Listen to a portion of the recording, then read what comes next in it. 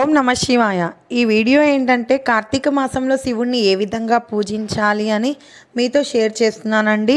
కార్తీక మాసంలో వచ్చే ప్రత్యేకమైన రోజుల్లో లేదా ఈ మాసం అంతటా ఆరు బయట లేదా తులసి కోట దగ్గర లేదా శివుని ఆలయంలో కానీ ఈ విధంగా పూజను చేసుకొనవచ్చు.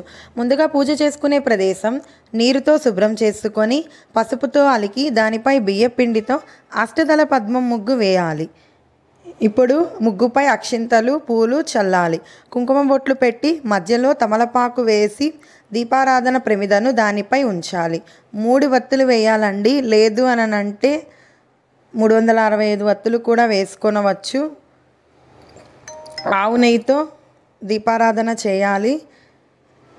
ఈ విధంగా చేసిన తర్వాత నైవేద్యము బెల్లం లేదా ఆవు పాలు లేదా పొంగలి ఇలా ఏదైనా నివేదించాలి. నివేదించిన తర్వాత శివుని అష్టకం శివనామ స్తోత్రాలు చదువుకొని విభూతితో పూజను చేసుకొని కొబ్బరికాయను కొట్టి హారతి ఇచ్చి పూజను ముగించాలి. ఈ విధంగానే పూజను చేయాలని నేను చెప్పటం లేదు. ఎవరి అలవాటు ప్రకారం వారు చేసుకొనవచ్చు.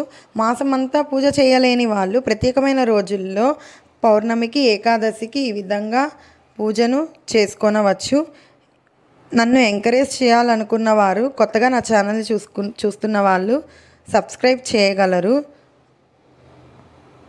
అలాగే లైక్ షేర్ కూడా చేయండి.